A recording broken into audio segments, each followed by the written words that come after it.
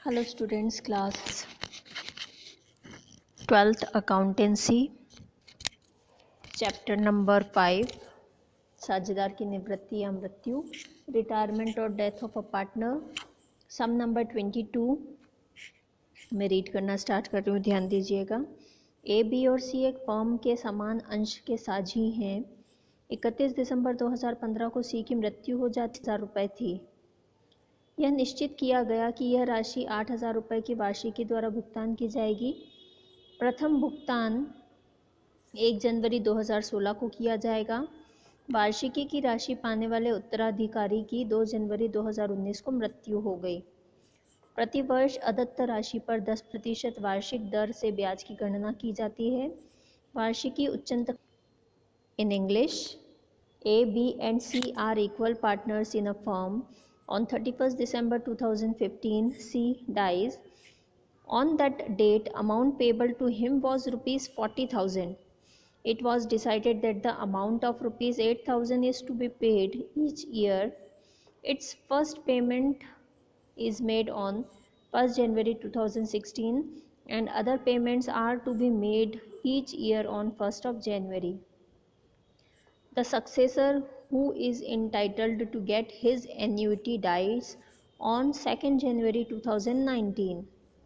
Interest is calculated 10% per annum on the outstanding balance of each year. Prepare an suspense account. In this sum, we have provided all information. We don't have to calculate amount payable because it is also provided in this sum. सी की death हो गई है, उसके capital account का balance 40,000 rupees दिया हुआ है हमें सम में।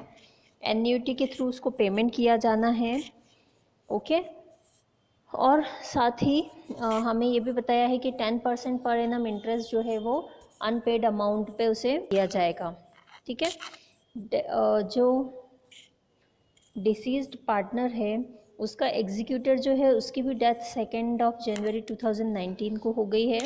हमें यहाँ एन्युइटी सस्पेंस अकाउंट वार्षिकी उच्चंत खाता बोला गया है। तो स्टार्ट करते हैं हम। इंटरेस्ट का कैलकुलेशन हम हाथों हाथ करते जाएंगे along with solving account, okay.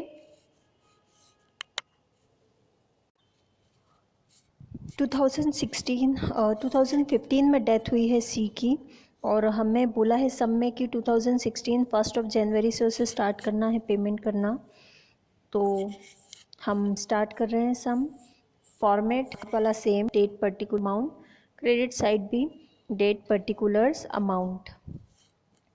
तो सबसे पहले 2016 से हम स्टार्ट करते हैं। Balance of C's capital account हम ट्रांसफ़र करेंगे। तो क्रेडिट साइड पर 1 Jan by C's capital account. Then next उसे 1 जनवरी को हम फर्स्ट डेबिट साइड पे इसका पोस्टिंग कर लेंगे हम। 1 जनवरी टू कैश अकाउंट 8,000 रुपीज़ की रिकॉर्डिंग के बाद हम इंटरेस्ट जो है वो अलाउ करेंगे 31 दिसंबर को बाय इंटरेस्ट अकाउंट। 40,000 बैलेंस था, उसमें से 8,000 का पेमेंट कर दिया है, यानी बचा कितना 32,000। 32,000 का 10%, ओके। ये ध्यान रखना, हमें सब में बोला है जो अनपेड बैलेंस अमाउंट है उस पर इंटरेस्ट जो है वो कैलकुलेट होगा। तो 31 दिसंबर बाय इंटरेस्ट अकाउंट 3,200, ओके।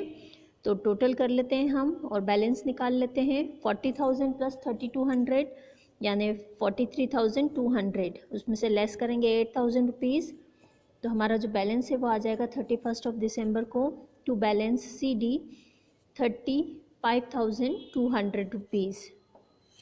दोनों साइड का टोटल इक्वल करके बैलेंस को हम ट्रांसफ़र करेंगे 2017 में 1 जनवरी को।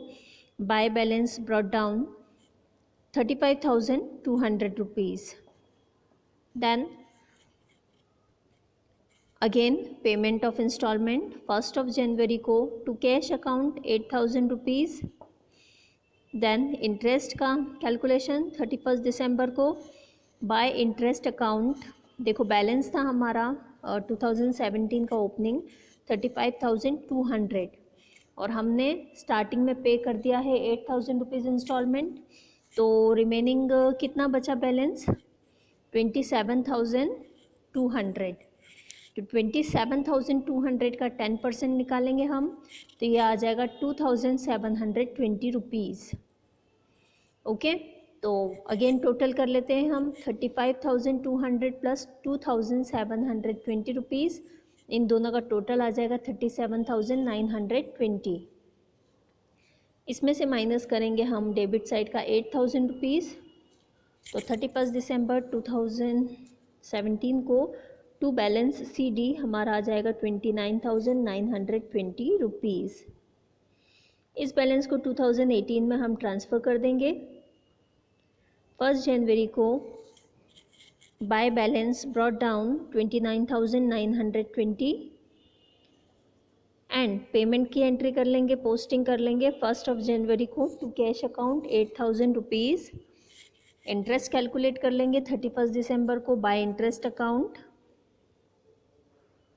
ओपनिंग बैलेंस था 29,920, इसमें से पेड अमाउंट माइनस करेंगे 8,000 रुपीज़, तो 29,920 में से 8,000 माइनस करेंगे तो आएगा 21,920 रुपीज़। इससे इसका 10% निकाल लेंगे हम 2,192, तो टोटल करके बैलेंस निकाल लेते हैं। 29,920 में से हम में प्लस करेंगे हम 2,192, तो ये आएगा 32,112। इसमें से हम 8,000 माइनस करेंगे तो 2018 का जो हमारा बैलेंस है 31 दिसंबर को टू बैलेंस CD वो आएगा 24,112 रुपीज़। दोनों साइड के टोटल्स को इक्वल कर लेंगे 32,112 और बैलेंस को हम ट्रांसफ़र कर देंगे 2019 में 1 जनवरी बाय बैलेंस BD 24,112। 1 जनवरी को इंस्टॉलमेंट का पेमेंट करेंगे to cash account 8,000। After that हमें बोला है कि 2 जनवरी को जो एग्जीक्यूटर है, लीगल एग्जीक्यूटर, उसकी डेथ हो जाती है। तो जब एन्युटी सस्पेंस अकाउंट हम ओपन करते हैं और रेगुलर बेसिस पर हम इंस्टॉलमेंट पे करते जाते हैं, ऐसे में अगर बाय चांस लीगल एग्जीक्यूटर की डेथ हो जाती है तो बैलेंस का जो अमाउंट है वो रिमेनिंग पार्टनर्स के बीच में डिवाइड हो जाता है, यानी उनके कैपिटल अकाउंट्स में ट्रांसफ़र हो जाता है। तो यहाँ पर भी ऐसा ही होगा, जो रिमेनिंग अमाउंट है वो डिवाइड हो जाएगा A और B के बीच में इक्वली। ठीक है, 24,112 में से हम 8,000 माइनस करेंगे तो आ जाएगा 16,112। इस अमाउंट को हम दोनों रिमेनिंग पार्टनर्स के बीच में इक्वली डिवाइड कर देंगे।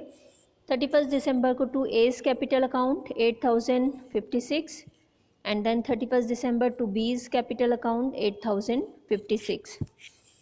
इसी के साथ दोनों साइड का हमारा टोटल इक्वल होके और ये जो अकाउंट है ये ऑटोमेटिकली क्लोज हो जाएगा। ओके, होप सो आपको ये सब समझ में आया होगा। Thank you.